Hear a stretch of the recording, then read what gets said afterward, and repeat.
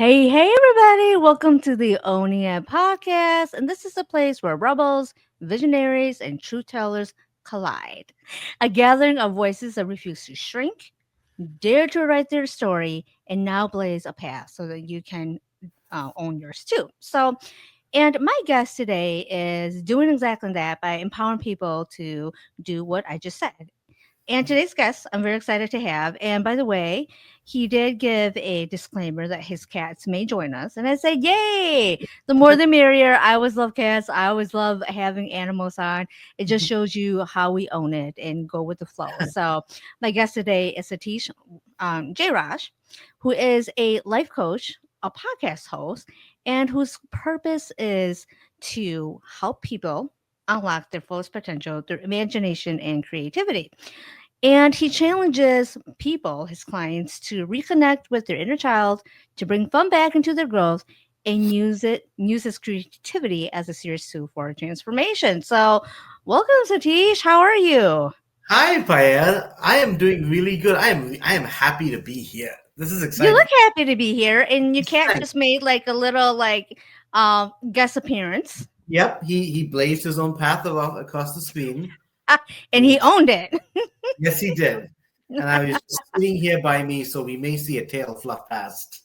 Um, Oh, what is his name? his name is Mouse. Yeah, I've had him. Well, I've both my cats since he was a kitten, but yeah, he's. I think he's in like the 10, 11 years now, and I'm just waiting for him to do something by the desk here. So yeah, yeah. With one cat named Mouse, and then the other one named Myers. I'm thinking will also make a guest appearance You because know he's what? sitting close by. I love that. I love that the interactions, and we will not edit any cat interactions out at all. Okay, I want to Yeah, make sure we're that not. better side comes across. If it's the other side, then maybe we'll see. Oh, here we go. All right, that was the tail, and I stepped off. So Oh my goodness, getting distracted by a cat today is a great way to start the podcast. So yeah, like the introduction, helping people unlock their fullest potential through imagination and creativity. So I think, a lot of us, as we grow older, we become into real life. We we allow or we let a lot of things go. mhm, for sure, yeah. And how do you help people who come to you to Mhm, say, you know what, let's pull back that in. Let's use your yeah. imagination and your creativity to create the life that you want. Mhm. I mean, I do emphasize a lot through my work of happiness and fun, and part like just for my own like kind of research and stuff that I have done, and just for my own less experiences, it's ultimately like as as a creative life coach, not just as a life coach, you're encouraging people to change, and change can absolutely be difficult and hard. Just to change our habits, change who we are, and even hearing and like we have these voices inside us that tell us oftentimes like what the right thing to do is. We all know what the right things are, but taking that steps can absolutely it requires some discipline. The reason I emphasize on fun and happiness is just that through just my own research is that when you kind of layer the things that you're doing with some aspect of fun, with some aspect of happiness, and like instead of calling it a challenge, but like referring to it as like a little bit of an adventure, is it immediately kind of gets your happy brain chemicals going, which is so much more helpful in kind of having this change happen, and to be able to kind of guide people towards embracing things about themselves through through the lens of like we're going to do this in a way that is fun. And I'm not saying there won't be difficult aspects about it, but even like think about the positive, like really visualize and see for yourself, like imagine like where you'll be or like how good you'll feel once this happens. Get a glimpse of that, and then know as well that the adventure towards it and the journey towards it, it'll happen incrementally, but it'll be positive and good, and confidence building along the way. And that's just a lot of my approach to yeah. I hope I answered that question. No, that was beautiful. I like how you said adventure, and so there's a lot of reframing. Um, when clients first come to you, do you Mhm, do that? Like my former coaching is creativity, it's having fun, it's an mhm, event. We're gonna do this in a way that probably is not typical coaching coaching words where it's like, your mindset, you're this, you're that. It's like, mhm. let's go on an adventure. Let's have fun. Let's draw Yeah. in imagination. Let's draw in your creativity. How Mhm. how do people react when you say that to them, like your clients? There is this kind of a little bit of wonder that pops up, that Okay. and to ignite some of that wonder that like we had as children, and to kind of reignite it, like some of the things that I do with people help people kind of tap into just where they were, like even as a child, some of the things they enjoy doing as a child, and bringing some of that back up and showing that a lot of this stuff is relevant to you now. And there is this level of excitement, which again, like as I said, was like if you to start something with that excitement, to start it with that positivity, is Hmm. it's a jump start. And that's what I Hmm. really like. My first sessions is like, here's the information that you've given me. Here's what we know. Let's talk through this, and we'll see what we discover through conversation. And excuse me, and then really, yeah, turning it into like, all right, like here are some of the goals you want.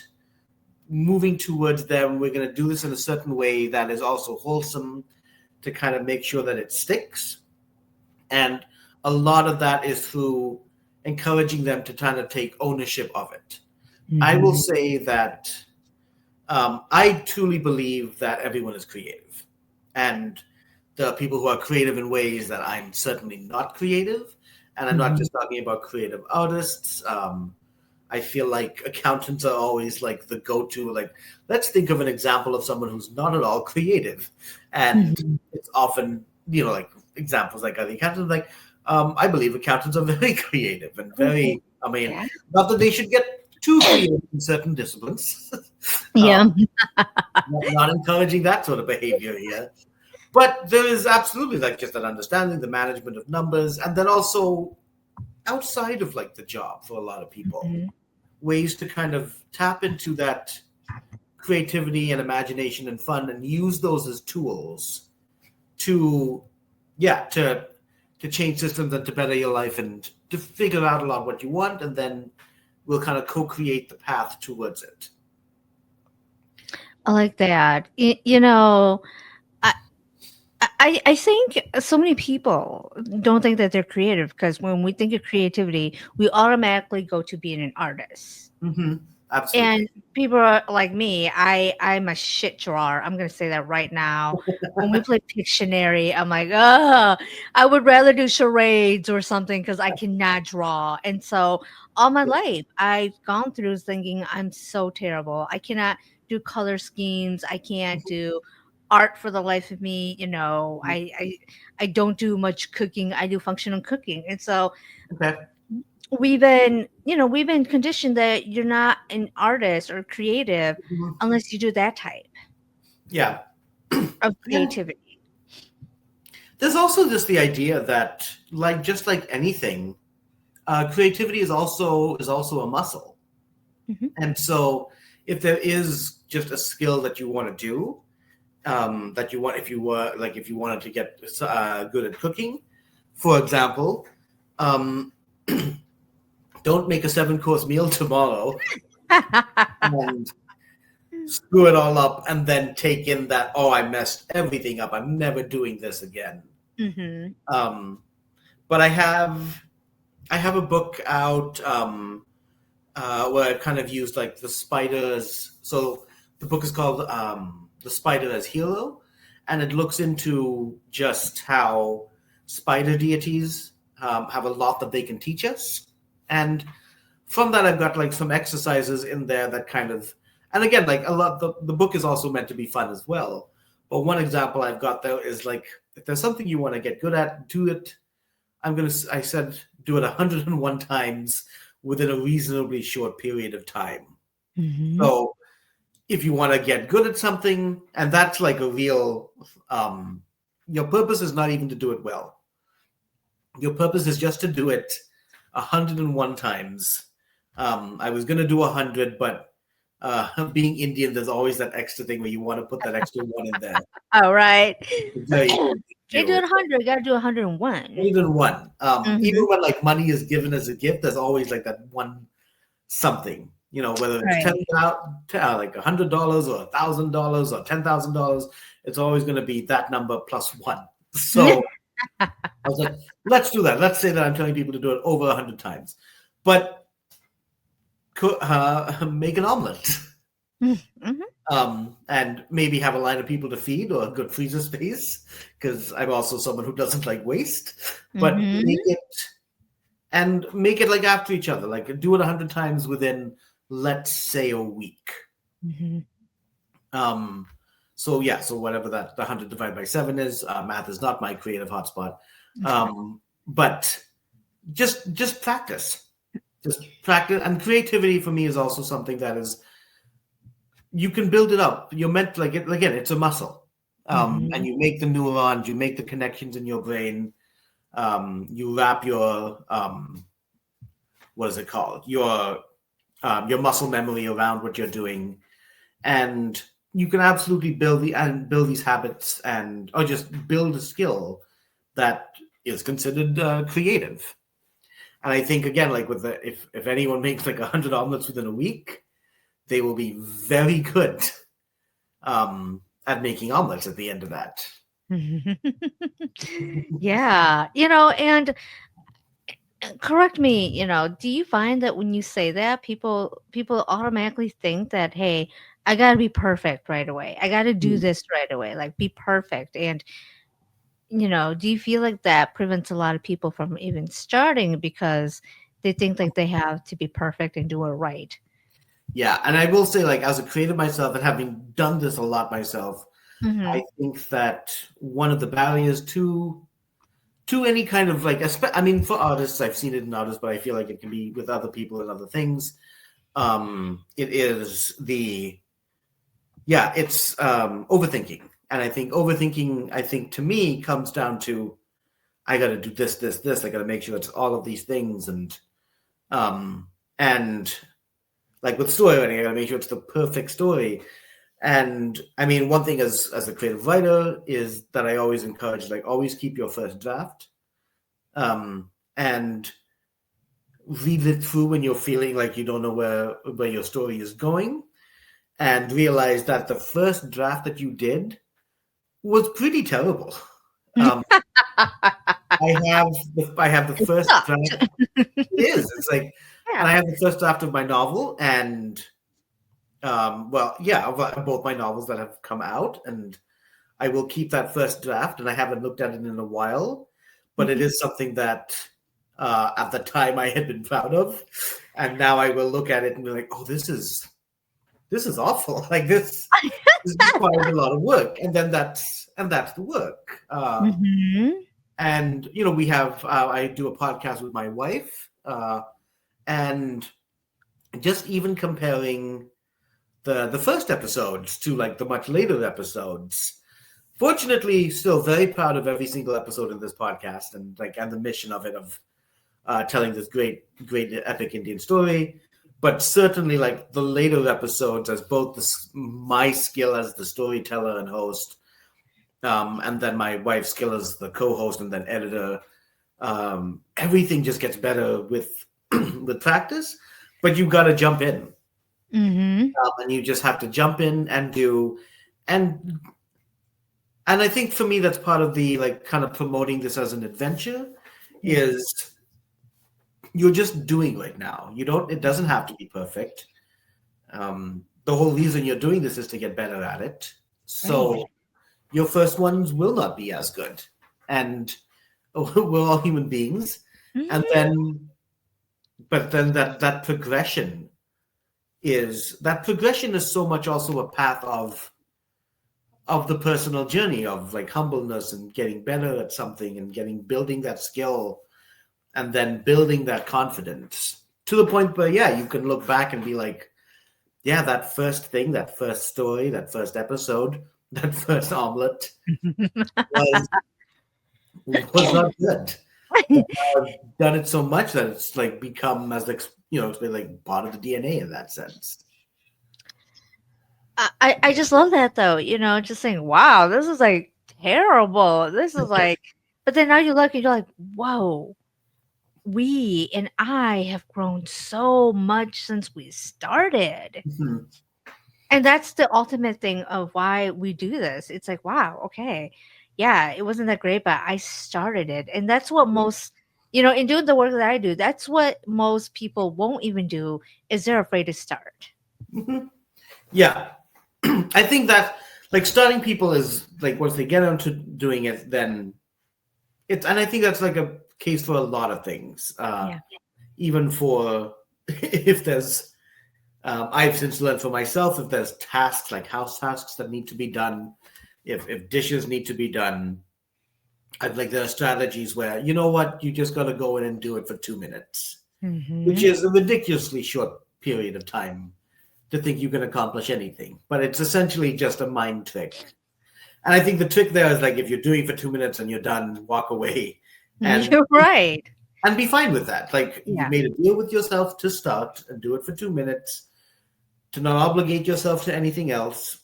And then, but obviously, like this is something you want to build on yourself. It's like, all right, an hour later, like time to do another 2 minutes. And Hmm. then, but in all the times I've done this, I've never stopped after 2 minutes. Well, I'm doing it. I'm going to get a whole bunch done.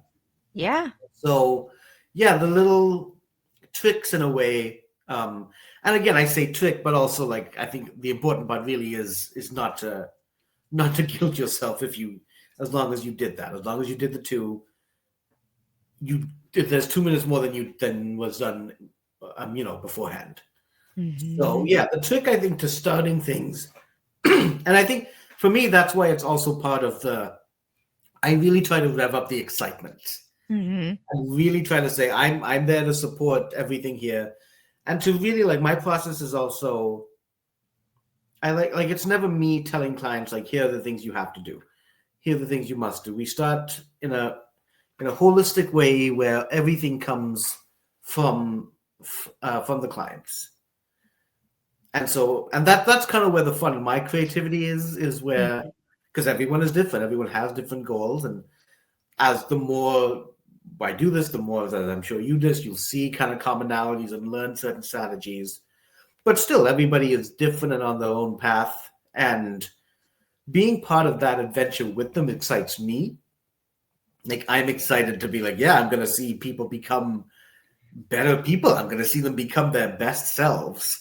And I don't hide like that excitement Yeah. because that's infectious. And that gives that extra boost. And I also will like, yeah, and then just my goal is to make them just is a tool so that they can do what makes them to better themselves as easy as possible. So we identify what it is, we we progress at a pace that is reasonable for each individual person, and know that it's going to be better every day. Like Hmm. that's kind of the promise I make. Just make for some people it's small steps. For some people it's like, this is a lot. Okay, let's break it down a little bit. We'll do this. We'll do, instead of a 10-mile walk, walk around the block. No, if physical fitness or something is there's a thing of like walk around the block, build a habit, right? Hmm. Do things to just build the habit more than the actual activity itself. And then once the habit is part of you, then you can really then you'll find yourself just naturally pushing yourself more because you're already out and walking anyway because you're doing it now almost without thinking. And Hmm. once you're at that point, once we do it enough times that you're at that point, Hmm. walk the street, walk the neighborhood. But yeah, I think it is like, yeah, it's getting started is very much because I think we think of the, just the workload. It's like, all right, I need to start doing this. Oh, it's so daunting. Oh, there's so much ahead of me. And so for me, it's really like enjoying the journey. No, like the fact that you walk just around your block might not be much. It's more than you did yesterday. Mm-hmm. And so enjoy that and be proud of that. Let the let that happiness and joy and like the little like happy brain chemicals be proud of that and focus on that instead of focusing on the stuff that you're not getting done, Mm-hmm. and then let that build upon itself.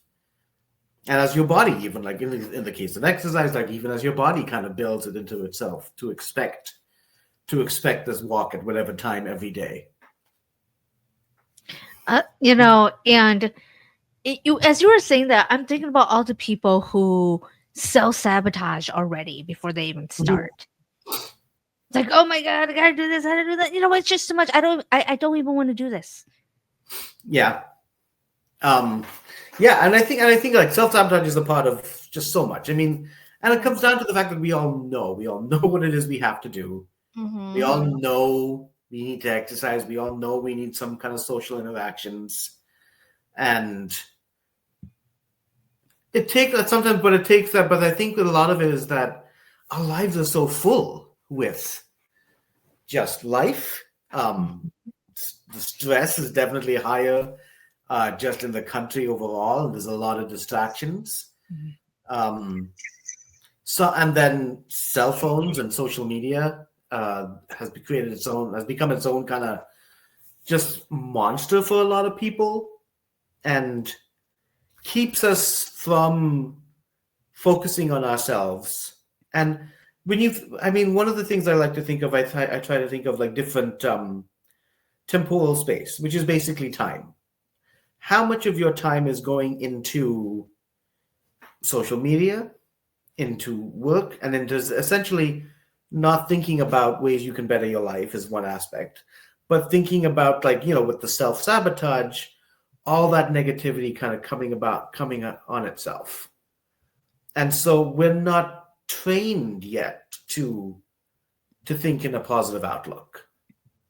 And so in a lot of the beginning stuff that I do with clients is helping to kind of build awareness of that. And Mm-hmm. again, no sudden changes, but build awareness of like, here are all the things that are kind of working against us that lead to the self-sabotage, that Mm-hmm. in those ways contribute to the self-sabotage. And as we kind of work together, we will also be discussing, yeah, just our mindset. Like how, and again, like for me, one way we is the way to track is like how much of your time went into negative thoughts. Mm-hmm. And to go back to like this idea of like just starting, devoting 2 minutes to it, because otherwise it's a little trick around the self-sabotage.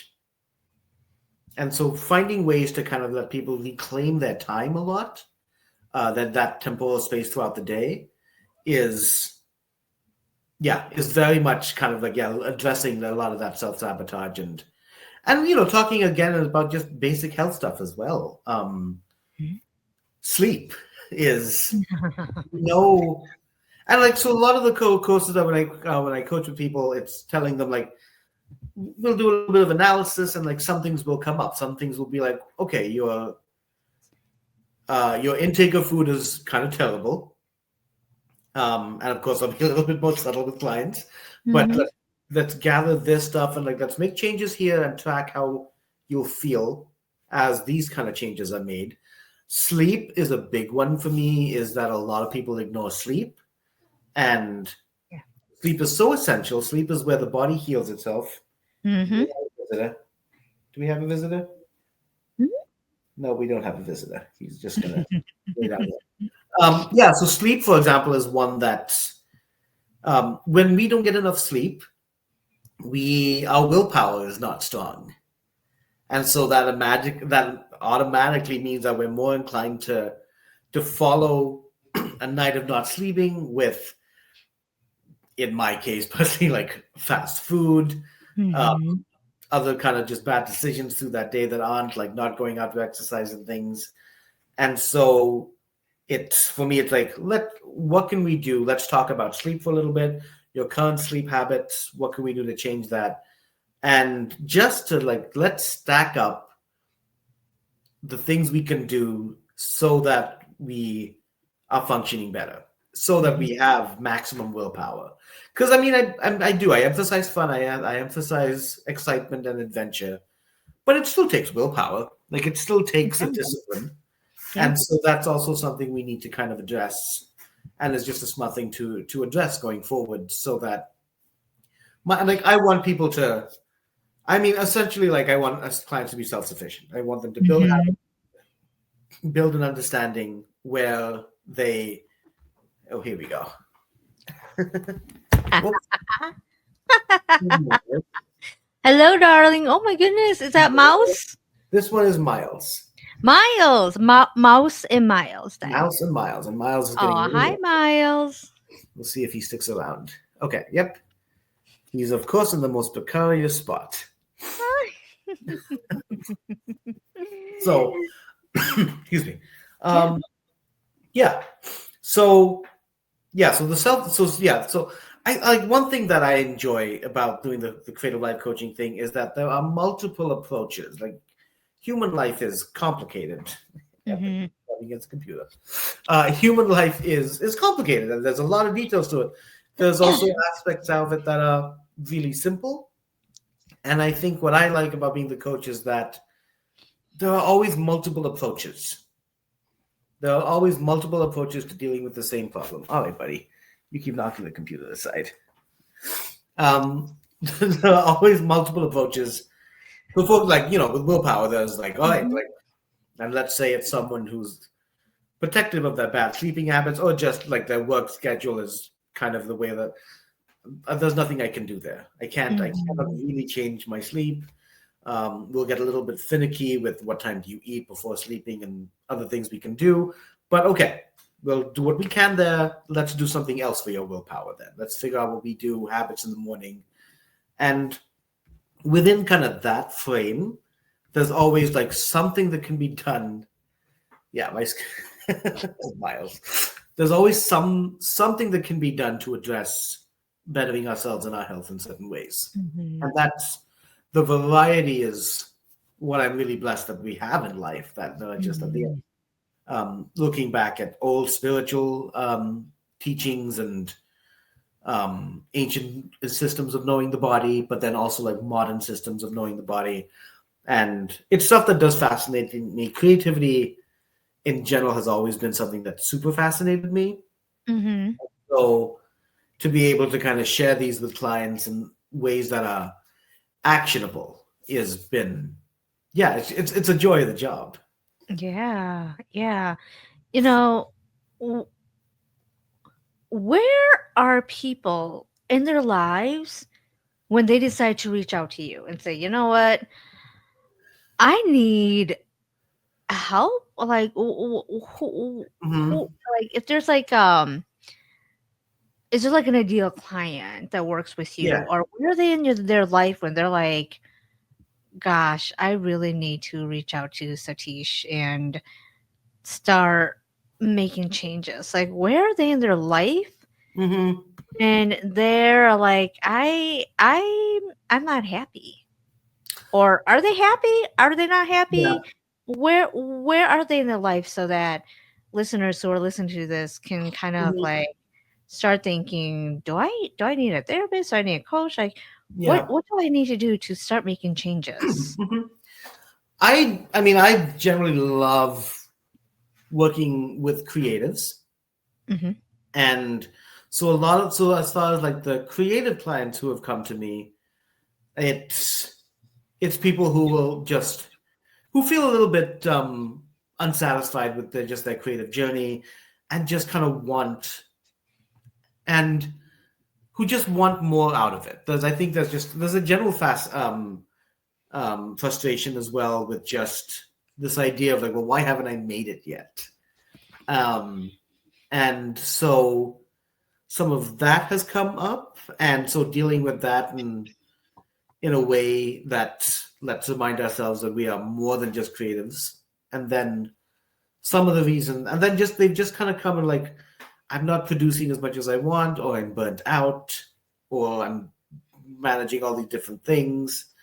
It fulfilled me for a while, and I still love to do it, but something's just not working. And so it's a lot of so I've had clients like again from the more creative that will come to me with that. They're working on a certain project, and just their drive has just been kind of going down, and they Mhm. don't understand why. Like, why is my drive going down? I really do want to finish this. I really do want to put this out into the world. And so for them, that's when like yeah, a lot of those clients kind of come to me, and we figure out just building that drive up, what has been holding them back from that drive, Mhm. and sometimes the reasons that are holding creatives back are just the same things that hold everyone back. And so first dealing with, okay, here are some negative things that we need to kind of put a kibosh on, and then also let's also like build your creative habits as well. um, Mhm. and then I think, yeah, clients who've otherwise kind of come as like, I mean, they've heard me speak and they've heard me talk, and it's and I do like kind of stress on like just the power of happiness.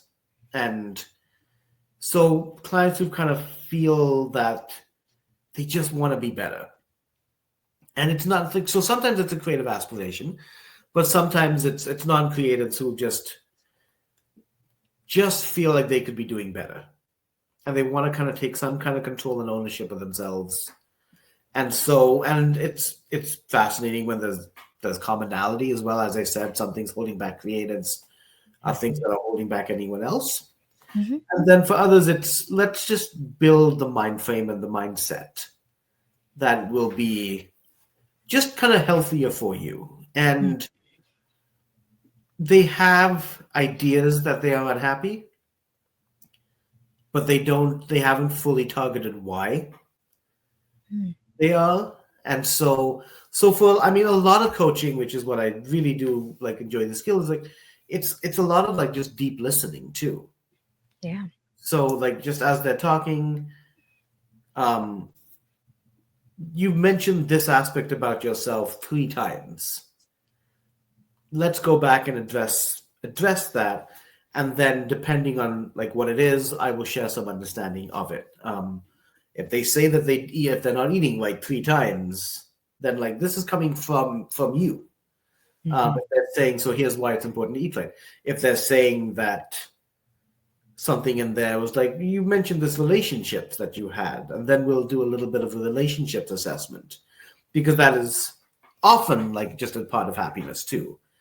And so then we'll like kind of, I'll talk a little bit about this is what we know about the relationships that we keep, people who are positive for us, people who are negative for us.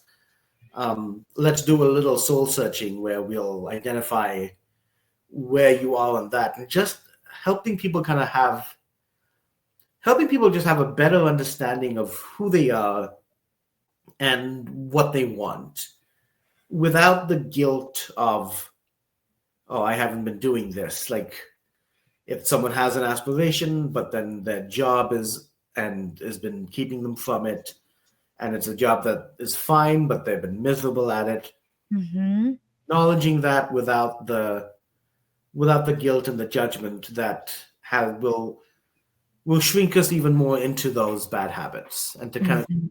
position. Yeah. As I listen to you talk about this, I I see a lot of those people. Everything Mhm. that you're mentioning, Yeah. just I'm unhappy and yet I need to work, but my passion is really writing. But Mhm. there's a stereotype of, oh, being the unemployed writer, oh, you don't have a Yeah. job, ha ha ha. So basically you're unemployed, and so I think the creatives and arts have such a bad rap of not being a real job, and some people are going to be turned off of that. And it's Mhm. like turning that mindset and saying, you know what, it's a job, like you can do this, you can thrive at Mhm. this, and you don't have to Yeah. just survive. Mhm. And I think in that case, because yeah, a lot of us have multiple other jobs. A lot Mhm. of writers absolutely do, and I think it's just like, what is that other job? Is that other job fulfilling you as well?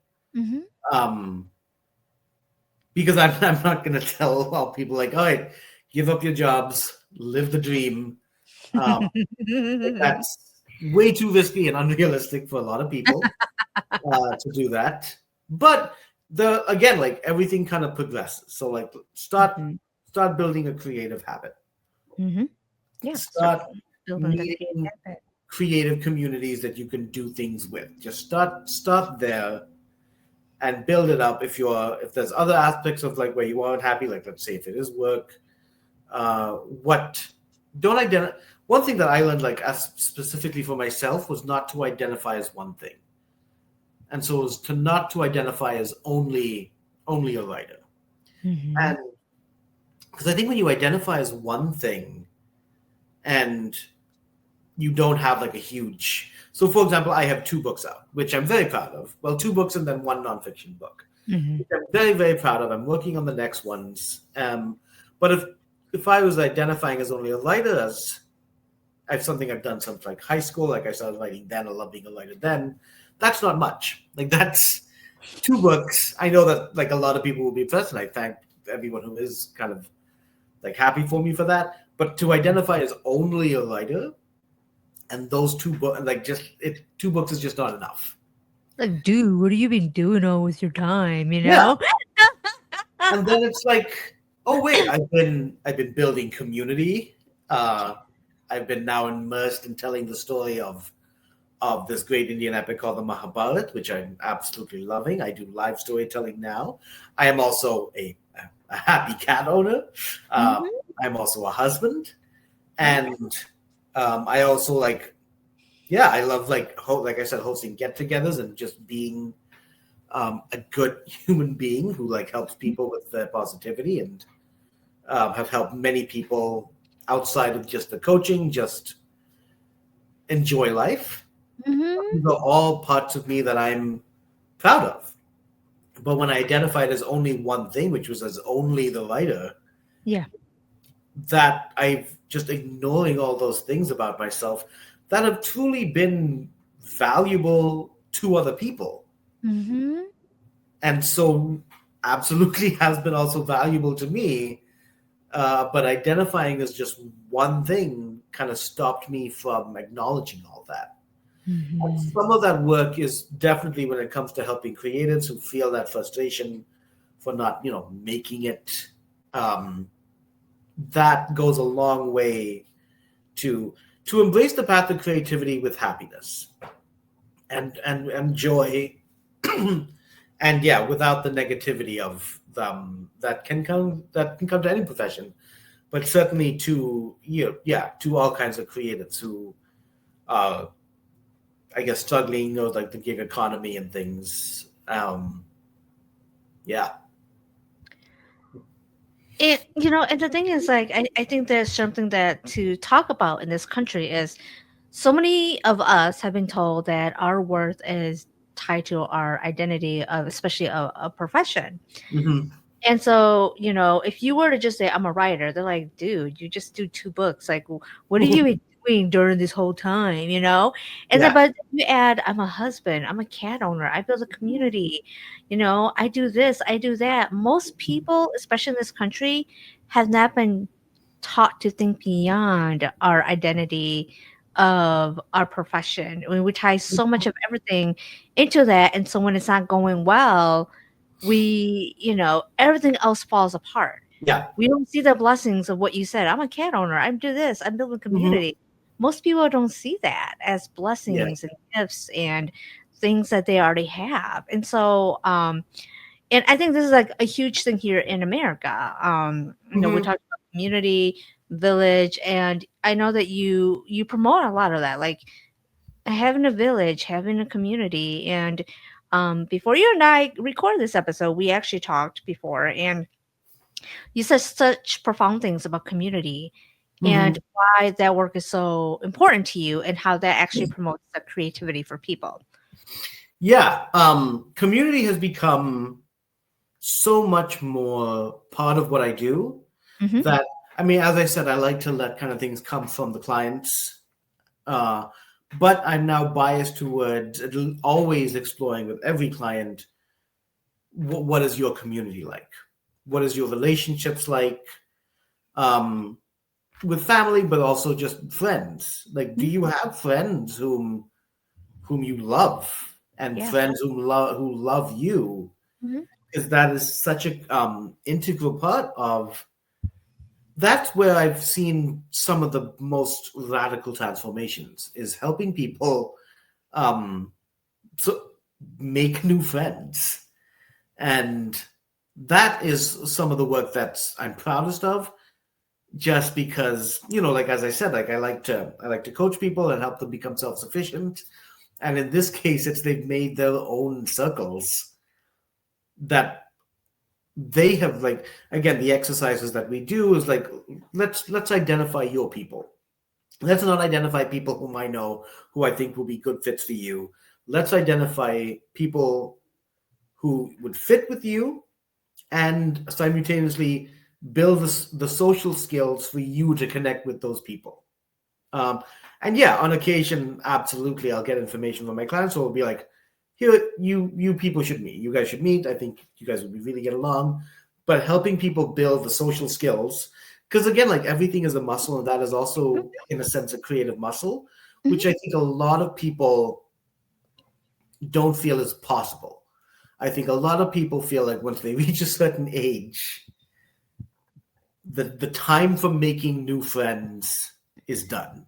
Hmm.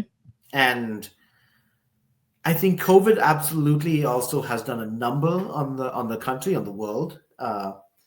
But some of the research for me showed that we were in an epidemic of loneliness before the pandemic, and then the pandemic comes around, and then I think one of the things we talked about in earlier discussion, how it was it was a moral and just thing to do to be antisocial, Yeah. and it was like it absolutely it was like we had the people were dying, we lost so many. It was a moral and just thing to do to stay physically away from other people. Hmm. And then and I think, like, the more I kind of talk to people, the more that is still kind of holding. Hmm. I don't know if it was just necessarily the fact that it was the just thing to do, but Excuse me. Yeah. that habit of not being with other people. um and like, so again, like having that happen with the understanding that we were already in the epidemic of loneliness, and that Mhm. coming from like an immigrant community as well, like Yeah. that is one of the frequent criticisms about America, is that it can be a very lonely place. Very individualistic, lonely, pull yourself up from the bootstraps. You don't need Yeah, anybody. I'm yeah, self-made kind of thing. exactly. Like, and Mhm. no one's gotten anywhere without some kind Yeah. of help. Right. From, Even self-made billionaires, millionaires, yeah. we all had to have people who help connected us, believe us, Hmm. have a community, a village to say, I believe Yeah. in Satish. Even though Hmm. I may not have done anything to, but having part of say, you can do this. Hmm. Yeah. And so, like, the community aspect for me has become just such a huge, and again, like, to go back, like, just to the science of it, even like dopamine, serotonin, like oxytocin is the one that I think that's the one that's called like the cuddle hormone, is so we are literally happier when we have good people around us. One of Hmm. the things I've talked to a lot of people is the whole idea of the introvert and the extrovert. Um, and yeah, a lot of people hide behind hide behind the extrovert. Sorry, hide behind being an introvert. Um, Oh yes, I'm gonna do a episode on that. Are you actually an introvert or are you avoidant? yeah, yeah. I think that's a very good, yeah, that's a very clear distinction. Yeah. One second. Yeah, and so, the introvert or are you avoidant? So, Mhm. like, what are you seeing with the introvert since COVID? Yeah. Um, a lot of people, I mean, and they all, they acknowledge that this is a terrible, terrible time, but a lot of people who already identified as introverted, and I'm not, yeah, well, yeah, a lot of people identified as introverted felt that they won't say they enjoyed the pandemic. Um, but I mean, no, there are some people who say that they did, that there was like, this was kind of nice that they didn't have the social pressures. And of course, as we got used to that, as there was the positive moral aspect of that, that muscle of socializing and interacting with people absolutely kind of atrophied a little. Mhm. And I think that's a huge thing, that atrophied, and helping people, we're going to step it up a little bit and build it up. Um, and what I kind of emphasize is that with the way I kind of work with clients is like, we're going to find you people who you want to be with. I think a lot of people who are introverted, who identify as introverted, is that they haven't had the right people around them. You can Mhm. have other people in a quiet room where you're barely talking to one another, and that's still good company. Mhm. That's still, and again, like, and I'm certainly not throwing everyone into a party. And, but like, and one thing like I kind of pulled from the pandemic was like, I actually do like small intimate crowds where you can kind of talk um, deeply with someone. And that's something I encourage. Like, yeah, you don't have to go to any conventions. You don't have to go to a party or anything. You'd But have to go clubbing, like, yeah, you don't have to go people clubbing. have to, "Hey, one Satish," and it's like, Yeah, but yeah. you but let's do some work. Push yourself a little bit into the discomfort zone here, into finding good people and good. And we talk about lifespans and happiness and all that comes to, like, if you're surrounded with good people, that's such a big aspect. We are social beings. Mhm. I emphasize with people this idea that it was interesting. I was talking to someone else about this, Yeah. the idea of like, do introverts and extroverts exist, and she was like, but let's be clear, like, you're an extrovert, and I'd never been. I felt almost like called out.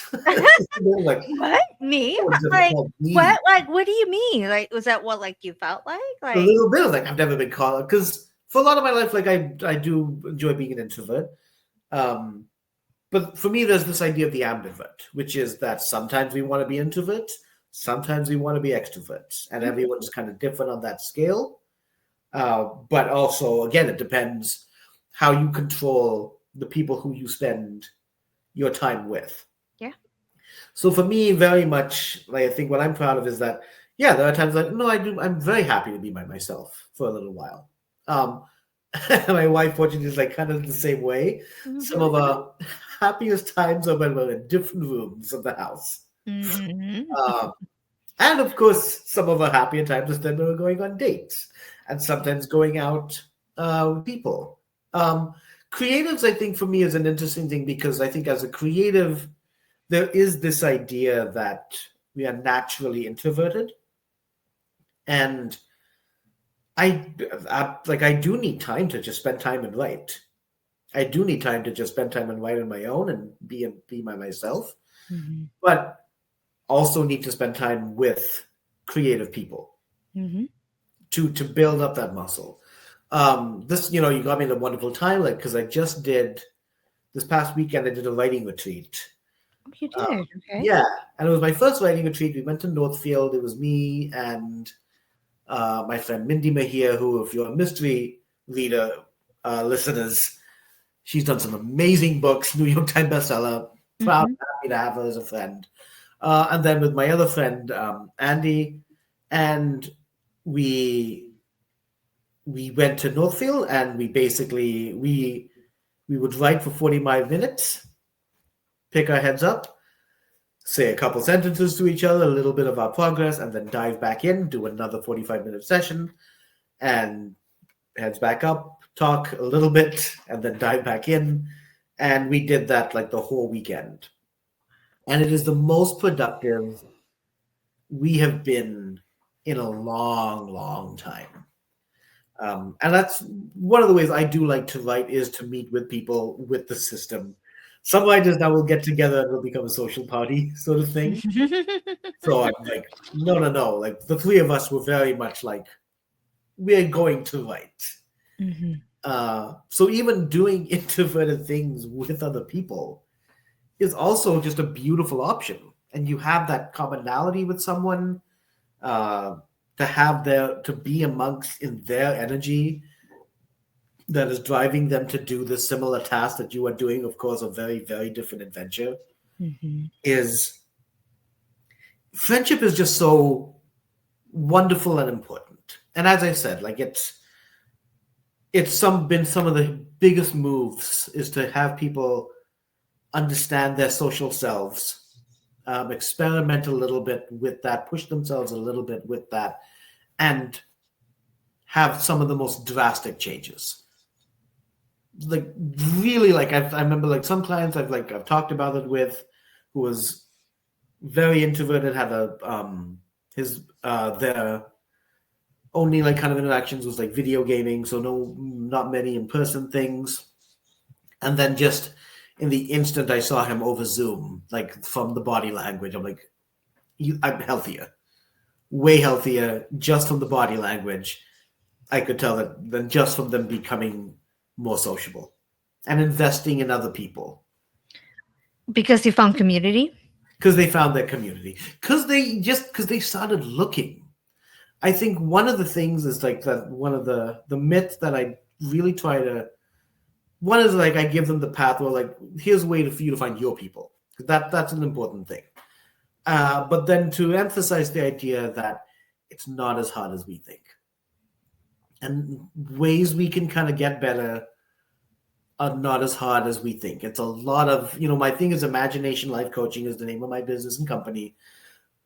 And for a lot of people, this idea, the self sabotage things that you're bringing up, for a lot of people, it is the imagination going is has for a long time been in a cycle of negativity. Has been like sometimes when we say getting the imagination carried away, for me, that's where self sabotage comes in. That's where thinking that they cannot do it because they've had this thought that has been folding upon itself for who knows how long. Mhm. And that thought has been, I'll do this later, and turning into, it's too late to do this now, turning into, I cannot do this. So, yeah, so understanding that there's a reversal there that can happen like the upgrade slope can happen much faster than the downgrade slope. Mhm. So if you've been in this situation for years, start doing these things. We'll build it up kind of slow, but you will see exponential results. And again, like trying to like we'll do it as holistically as we can. Mind frame, social network, um, cutting off certain bad habits. As I say the word social network and think of Facebook and things and how that can be. And that's one thing I've done too, just helping people with the social media, uh, and organizing that I've helped people like do um, change their relationship with their devices. Mm. That's also kind of this jarring moment where we realize how much control these devices have over us.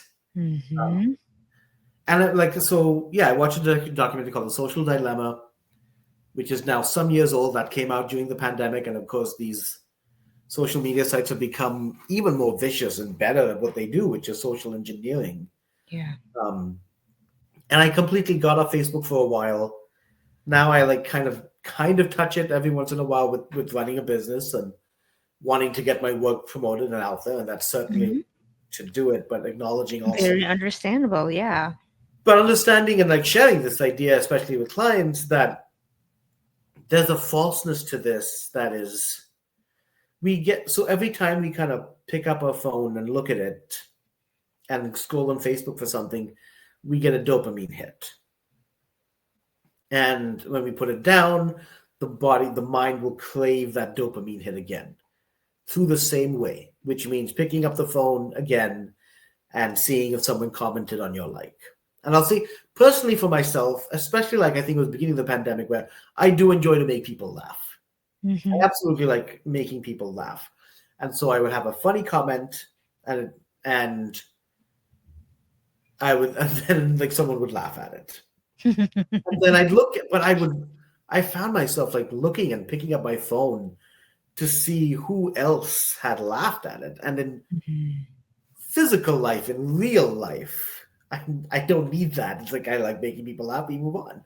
Uh, Mm-hmm.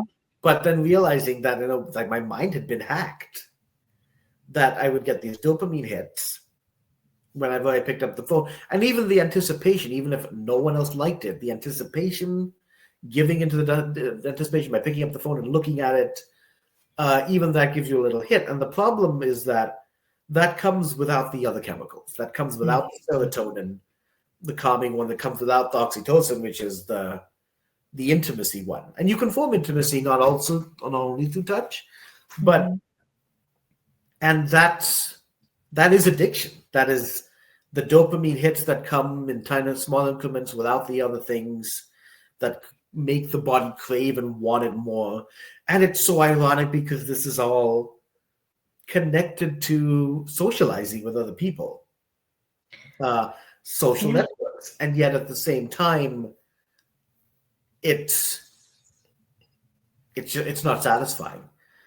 It's addiction. It's Right. you keep Yeah. taking something and you increase the intake of it, and it's just making you want to increase that intake anymore, more. Like when I've hung out with good people and we've had a wonderful time, we've talked and we've laughed, we've talked about deep things, true, real friendships, and then that time is over. There's a lovely just warmth and satisfaction Mm-hmm. that I feel that I can say confidently that everyone who attended the gathering would feel. There's not this yearning to like we gotta keep this going all the time. Mm-hmm. We'll make another happen, we'll hang out again, but it gives you that energy to do. I mean, to me, this is happiness living. Like it gives you the energy to do the other things you want to do. It gives you Mm-hmm. that motivation, Mm-hmm. and almost like automatically. Yeah. That's what I love about this. The focusing on the social aspect. One of my mentors is Simon Sinek, who does a lot of talk about. He's a thought leader, and he talked about how courage comes from community, and after like kind of saying that many times to clients, to me, it's almost like a fearlessness in that for courage you need to feel afraid and overcome it. Mm-hmm. When you're it's a kind of a shortcut when you have a wonderful healthy community around you. You don't even feel as afraid. Mm-hmm. And then looking back in my life with that understanding, like, yeah, some of the decisions I've made that have been impactful for me have that have been courageous, have Mm-hmm. happened when I'm surrounded by people that I love. Mm-hmm. And so to help people do that to me is huge. Like it's just a high level of happiness. And again, like I'm promoting the idea that yeah, you can make friends. Like I know that we Mm-hmm. feel that we don't have that skills. These are all teachable skills. Every muscle can be built upon. We'll Mm-hmm. start as small as we need to. Take a couple chances that aren't so terrifying. And if we need to feel like we build more, the other thing is that sometimes people will do this. They'll find a couple friends for life. And they're already better, Payal. Yeah. You know, they're already better. So the social aspect has become so kind of a focus for me. Mm-hmm.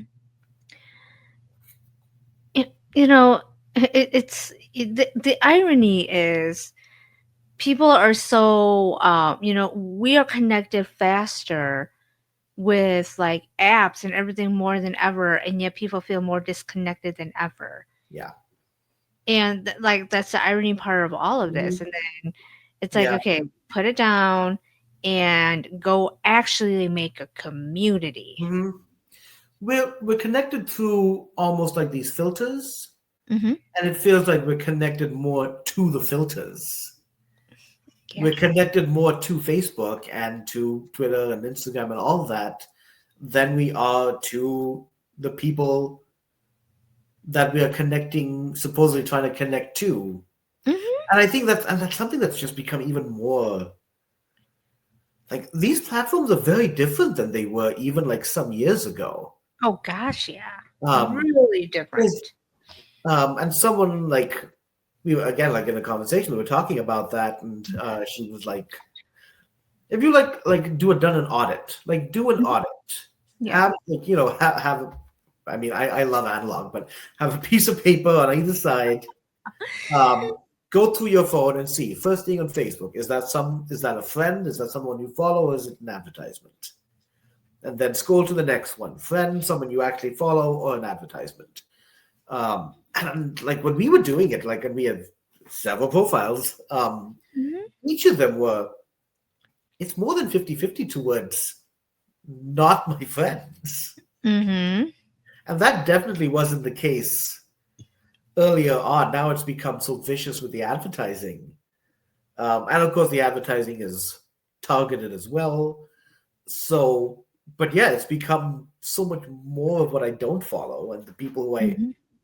So that's another interesting aspect to me is like, in the sense, it should be even easier to break away Hmm. because there's even more distance has been kind of put into this, into these Hmm. platforms.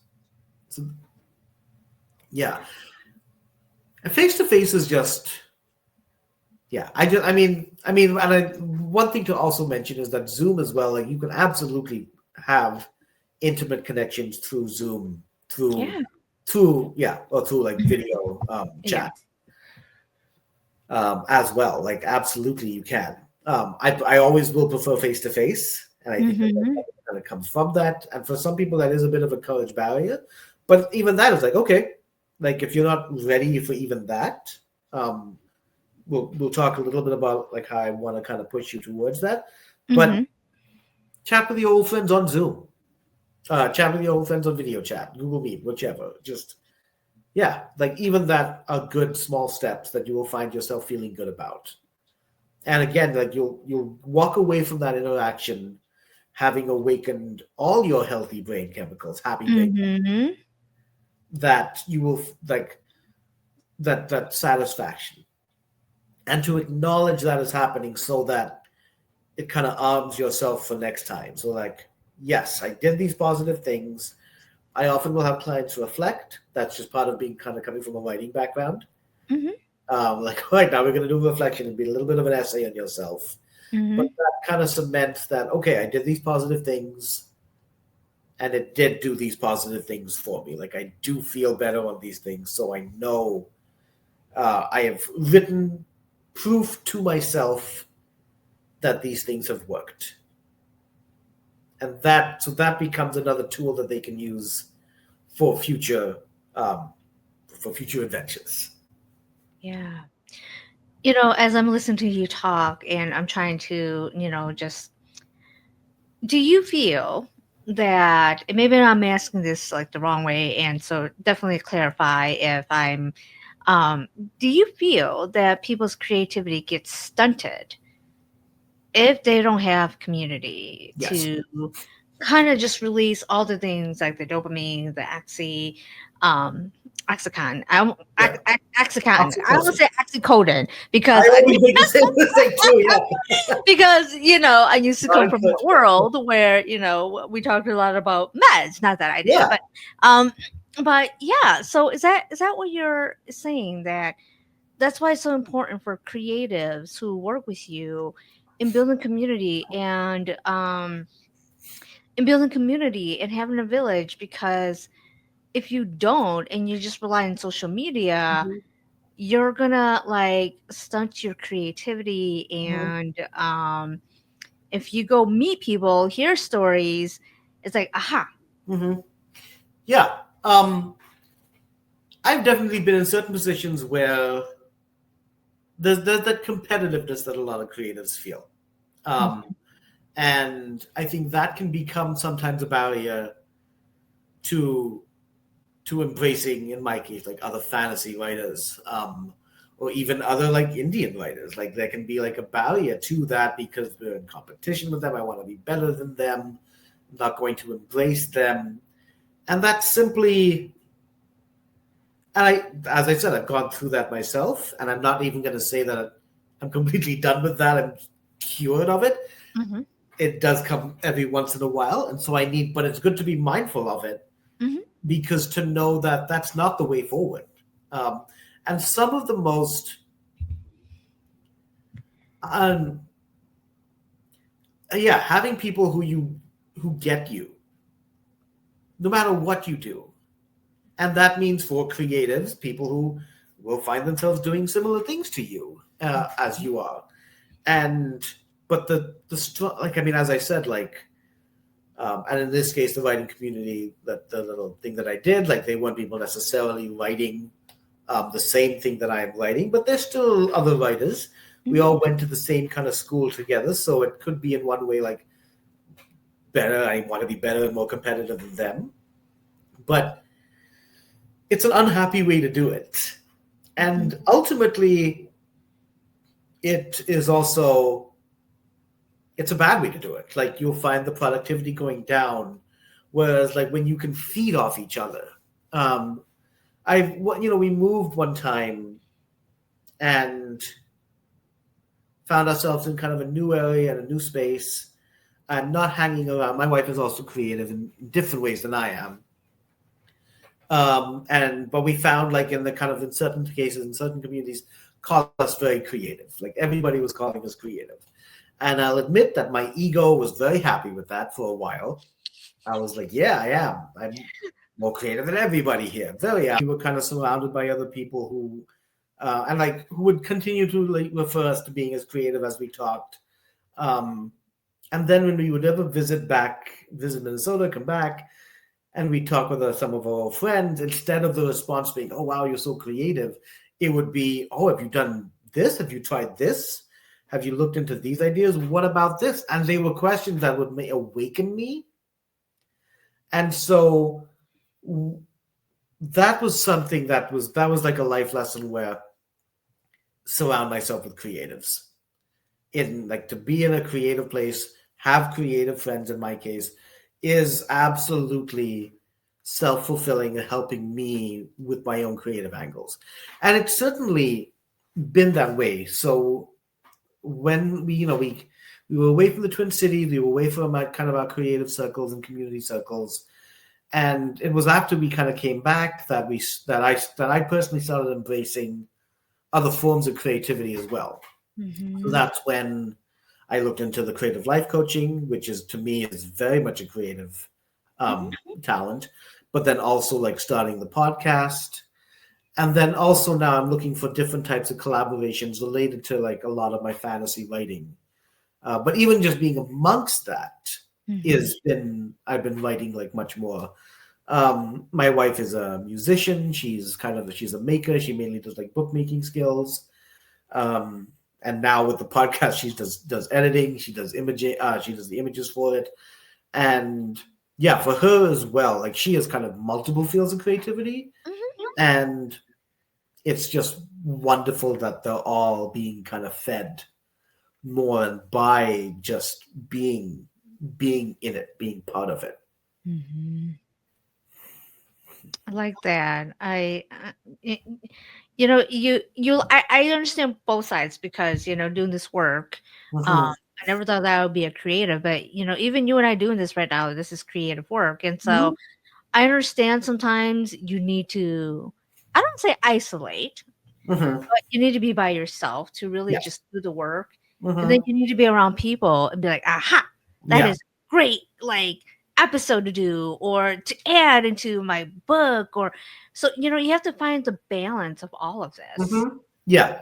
And it takes a little skill and practice to knowing yourself. But I think Mhm. all like what I try to help people with is just we're gonna get you to know yourself more, and that includes knowing your interactions with other people. And like I mean, I like this term that you said, avoider was it? Avoidant. Avoidant. Where it's like, okay, are you not going out? Are you avoiding it? Yeah. Are you introvert or are you actually an avoidant? Yeah. Yes. Or are you at this moment Hmm. really introverted, where you're like, you know what? I went out yesterday. It was fantastic. It was fun. I just want to spend some time with myself and be happy in that moment. Mm-hmm. Yeah, but yeah, like I think that's for me that's an interesting distinction. Yeah, the introvert, the truly feeling introvert, and the reason I say it that way is because I do believe we're all ambiverts. I do believe Mm-hmm. sometimes we need to be extroverted, and that's healthy. Sometimes we need to be introverted, and absolutely I've done that too, where I've gone out to a party or gone out to a thing and like I didn't want to come here.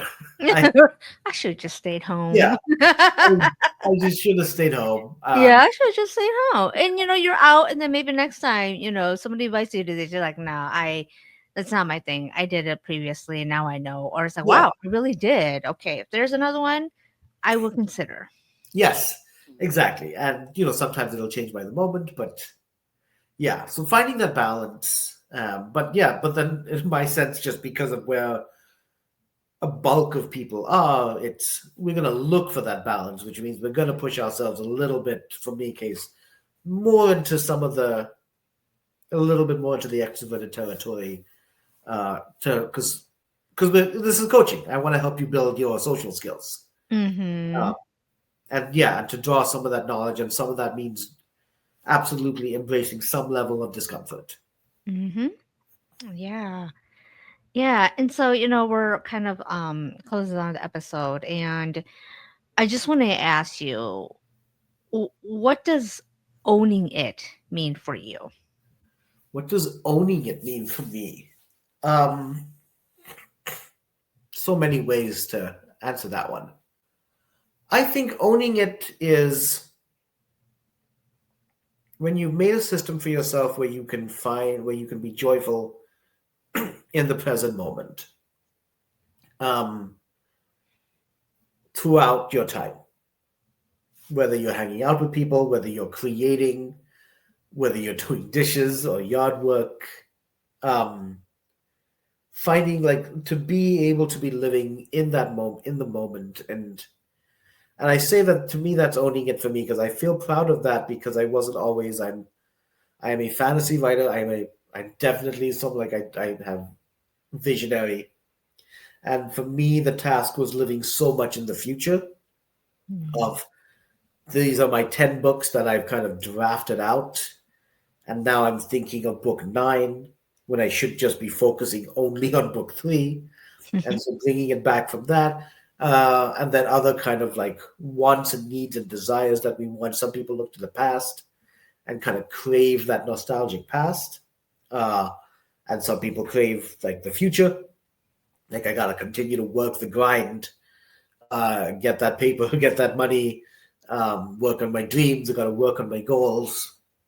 But I mean, the present is where it's at. Present's always where it's at. And for owning it to me is Mhm. building yourself into the moment where you can be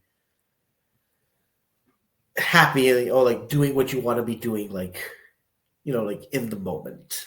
Uh, I was just with friend. Like, yeah, this is like one thing we talked about is that writing can be an emotional journey, Mhm. and I'm not going to talk about the scene because that reveals it. But one friend, like my friend Mindy, was like, she's got this like terribly vicious, sad scene to write that she's going to be crying through, and like when that happens, make sure that we just leave her alone. Like that's the joy of writing. Like that's what she wants to be doing. She wants to be crying through writing this this sad, violent scene. Um, Mhm. and like as a creative writer, like those are the moments that I kind of crave for as well. Mhm. So yeah, really the present moment and enjoying being in that present moment is um, it's so cliche, but it's a gift. It's the present. It- Um, yeah. You said it right on. It's a gift, and it's a gift that we often forget. We either are living in the past, mhm, or we're so far in the future, and we can't just be mindful of being the present as a mhm, gift. And you know what? I see so many people, and me included, previously, I mhm, always like, oh, I can't wait. And it happened, like nothing happened. And it's like, okay, I have to be very mindful. I have to be in the present. I have to just be here, enjoy it, because mhm. tomorrow will come. And friendship and community helps do that. Mhm. it helps ground us so much. And so for Mhm. me, the because you're invested in other people, like you're invested in so many other people's present as well, Mhm. and then that empowers and sustains you for whatever other aspects of life. In my case, like other creative writings that I do, having spent quality time with friends, creative or not, absolutely brings, um, yeah. So as far as owning it is concerned, like that absolutely helps. That's that's beautiful. That's so beautiful. That is coaching right there. That's life right there. So everything in. And before we end, and is there anything else that you want to add? My website is sbjlodge.com. Mhm. Uh, I'll add all this in the description yeah, box for anybody who is interested, and I'll also add your books too, and your podcast. You have a podcast. yeah. So everything is on there. Like my life coaching is on there. My books are on there, including like a little bit more deeper immersion into this world I've been building for years now. And then also this podcast, which is comedy adult storytelling. Is Ooh. it's a little bit of a preview of what it is. It's So then all you just one get a story. good drink with it. So yeah, a good beverage with it, and And in you'll that, be on it in a bit too. yeah, right. Yeah, we have that I'm schedule. ready for my So drinks. And thank you so much because I feel like the creatives don't get enough attention. hmm, I feel like creatives, we kind of shit a lot on creatives, and hmm, without creatives, we would have nothing. yeah. That is an interesting perspective that I don't know if I have a comment on now, just because I'm so immersed in that world that Yeah. I don't see I haven't considered the outside perspective on it. Oh, I hear the outside It's perspective all the interesting. time. Yeah. Yeah. That's the thing. Like you're creative. And so it's like, yeah, this is our world. And other people are like, Hmm. we don't need creatives. But if we don't have creatives, we wouldn't have this. We wouldn't have the podcast. We wouldn't have Yeah. Netflix. We Hmm. wouldn't have, any of that Yeah. we rely on every day and don't even realize it's because of creatives. Hmm. Hmm. Yeah.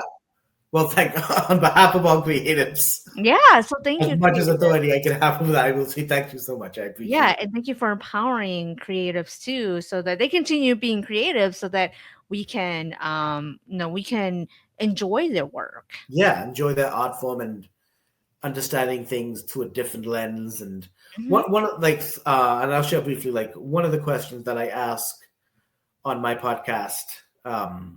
Oh, this is a bit of a spoiler. So you Yeah, have to okay, spoil I'll it. think of mine. So one of the things is I like to kind of like shock them with it. Ooh. But it is what you love about stories, and I think that's kind of similar. Like that's like a little nuanced, but like what do we love about creativity? Mm-hmm. And so, uh, and that like the answers to that coming from different people and the different meanings really kind of alludes to like what you're saying about how creativity is just part of everything and it has led to so much. And so to Yeah, embrace and like love that culture and push for that culture as well is it makes everything better. it does. It does. Yeah. Well, Satish, thank you so much for being here. I enjoyed it, and I just love listening to people talk as I process everything they say. And it's like, wow, yeah, it's so true. Yeah. And this is why I do this podcast to hear people's perspective about life and everything and how all of this is, put out for a lot of us. Maybe we never thought about. So I appreciate you being here. Yeah, I'm thank you so much for reaching out, Paya. I'm really this was lovely. This is absolutely It's lovely. so lovely. Yeah, I Yeah. love this. I love talking to people, listening to their stories, their perspective, and most of all, how they are forging their own path, but also empowering other people to forge their own path and to own it. And you're definitely owning it, and you are definitely empowering other people to own it also. Oh, thank you so much. I appreciate that so much. Yeah. All right. Well, thank you, Satish. And I will put all of your information in the description box for anybody who is interested in reaching out or just curious about the work that you do. All right. Thank you so much, Paya. Thank you. All right, everybody. I will see you all next time. Take care. And as always, own it. Bye.